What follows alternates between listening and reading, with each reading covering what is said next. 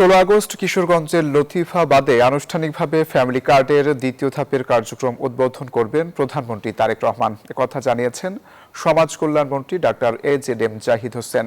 সচিবালয়ে family card সংক্রান্ত কমিটির সভা শেষে এ তথ্য জানান তিনি। মন্ত্রী বলেন, 6 সপ্তাহের মধ্যে ফ্যামিলি কার্ডের জন্য সারা দেশের তথ্য সংগ্রহ সম্পূর্ণ করা হবে। বলেন, 2027 সালের মধ্যে সারা দেশে 40,20,000 ফ্যামিলি কার্ড দেওয়া হবে। জানান, 4 বছরের মধ্যে পর্যায়ক্রমে 1,60,00,000 পরিবারকে আনা হবে ফ্যামিলি কার্ডের আওতায়।